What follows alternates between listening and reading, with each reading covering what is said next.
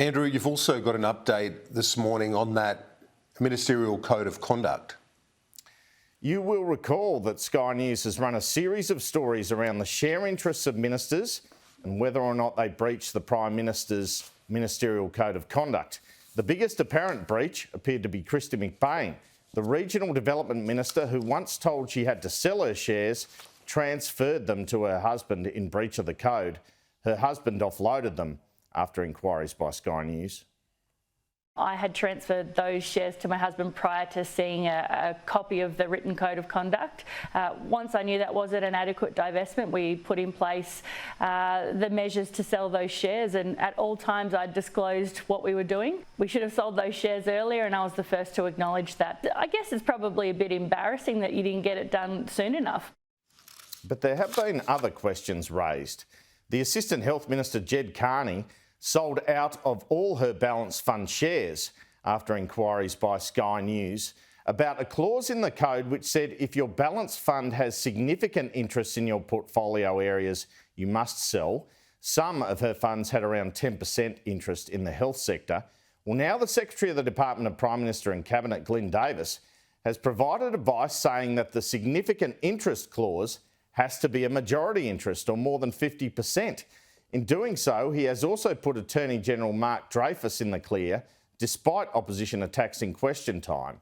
Although Mr Dreyfus's managed fund did appear to comply anyway, in that only about 2% of it was invested in a firm which benefited from a government decision on class actions, Omni Bridgeway. Mr Davis wrote to the PM in documents provided to Sky News that, in my view, a high bar should be placed on the definition of significant.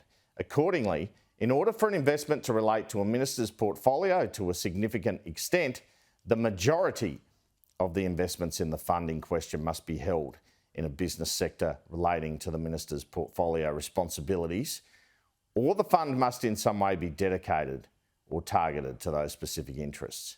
Accordingly, the Prime Minister's office points out to me this in turn clears the way for Ms Kearney and Assistant Treasurer Stephen Jones to retain their interests, despite potential conflicts raised by Sky News.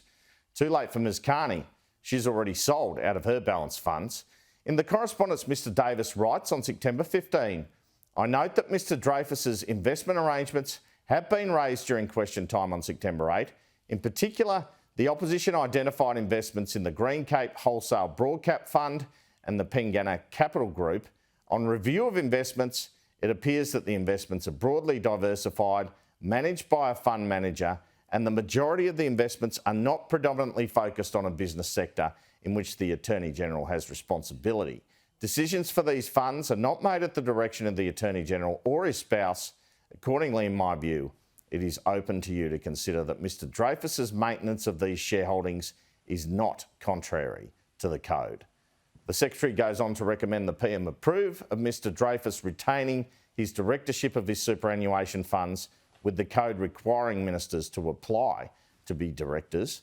The PM then approves the directorships and says, in relation to one, a family trust which currently does not earn income or have assets, that the attorney should advise me if there is any change to the status of Fairbank Tower Proprietary Limited. So an interesting clarification there, Andrew, on the ministerial code of conduct, taking that sort of loosely termed significant interest and defining it now as a majority interest in those balance funds off the back of your reporting in relation to the code of conduct. I don't think there's any doubt, Kieran, that our reporting's led to this clarification that the PM and his secretary have had to make into their own code of conduct, because significant is just so broad brush.